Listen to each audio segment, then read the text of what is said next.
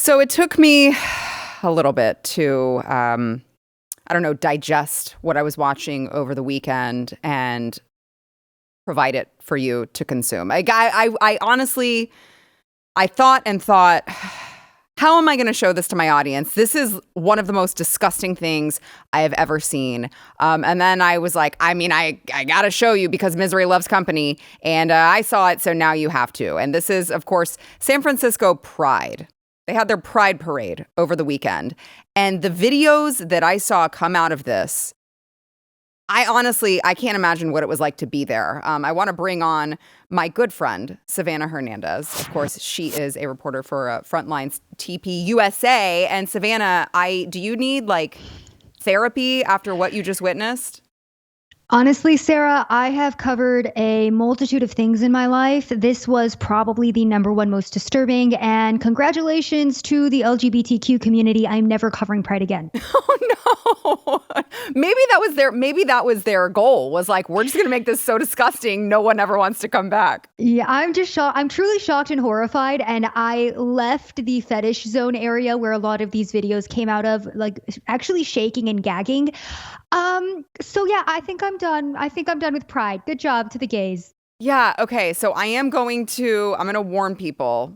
Clearly, viewer discretion advised. Okay. So I know that we've got some of these clips here. So let's just jump right in and first go to the man who's lying in an inflatable pool of urine. It was a big event. Multiple blocks were sectioned off for Pride. So it took me about 45 minutes to walk around. I came back to that location. The man is still standing in the exact same position. There's no performances or anything going on behind him. But these men were there to position themselves so as many people as possible could see them, children included, some fully erect. You know what? I need to go to therapy after even just talking about this again with you, Sarah. And I'm sorry to make you relive this. You clearly have PTSD, and who could blame you? But I want to make sure that this is. I want to give you a chance to tell me, these parents. I'm assuming these kids are there with parents, right? And so, are the parents? Do they seem to be horrified at the fact that there are fully erect men where their children are? Do they Are they enjoying it? What are the parents doing when they run into this? So I interviewed a couple of parents, as did Taylor, and some of the parents were saying, well, we brought our kids here because my daughter is trans, right? I spoke to a father who said that it was really his son decided to be a trans girl, and he wanted to bring him to this event because he wanted to show his son that there were other people like him. I didn't really put the nudity was so shocking to me that I just when I didn't have to think or talk about it, I didn't. But I know Taylor too, he asked a lot of the parents, and he even spoke to children who were saying they were shocked and horrified. And I think for me too, I was kind of just observing these children's reaction to this. And it was shocking and horrifying again to watch the innocence leave the eyes of these kids who are being accosted by fully naked men and these adults performing sex acts on each other. So again, this fetish zone, which is, sectioned off, you did have adults performing sex acts on each other, the police refusing to step in. Another interesting thing about San Francisco too, back in 2012, public nudity was banned.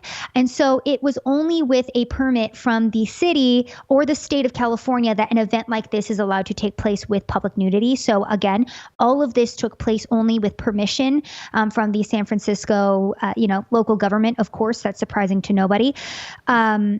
But yeah, Sarah, I truly, I can't even verbalize the horror and disgust. Okay. It's I've seen a lot of things in my day. Yeah. Never somebody getting urinated on and enjoying it. And it was multiple people doing it as well. And so I was just I'm going to go home and burn my clothes and then wash my eyes out with holy water. Yeah. I thought that I had seen some stuff, and then I saw what you had to go through over the weekend. And I was like, boy, I thought Dallas Pride was bad. Boy, I thought Arlington Pride was bad. I guess I'll consider myself lucky that I didn't think, you know what, I'm going to go check out San Francisco Pride. But we're laughing about it because laugh so you don't cry. But It legitimately is so enraging to me that you have an entire police force who is just pick your battles, pick your fights. I mean, I would say protecting children and the innocence of children is like the hill to die on, right? Yeah. Absolutely. And that was the frustrating thing too is, oh, well, we can't step in unless there's sexual gratification or lewd acts happening. And it's like, is having a fully erect penis in front of a child not a lewd act? Right. Again, sorry to be, vulgar with this, but this is what was happening. And I want people to understand the severity of what children were around on these streets of San Francisco. And apparently this isn't even their worst festival. Apparently they also have a leather pride festival in September. Taylor said he's going to go to that one. Again, I'm so serious. I'm never covering pride again. I'm just seeing children being exposed to this truly enrages and disgusts me. And I want to go up to every parent and be like, what the hell is wrong with you? Why are you bringing your child here? These are obvious pedophiles that are positioning themselves so that your child has to see their fully naked body and you're okay with that. I don't understand the mindset. I mean, I think there are people who are that progressive in the United States and they have been that bombarded with propaganda that they think that this is a good thing. Yeah, you do not deserve children in your life at that point. No. You need your children taken from you if you think that that's acceptable. I want to play one more clip here. And this is from tell me, where were the Queers for Palestine were they like right inside the parade? Were they outside the parade? Like where did they fit in? So they were about a mile away. I had to march and go up the freaking hills of San Francisco to find this crowd. And it was funny because the Queers for Palestine, No Pride and Genocide was a counter to the Pride event because they were mad that the actual Pride event was hosting Billy Porter and that the city of San Francisco was pro-Israel.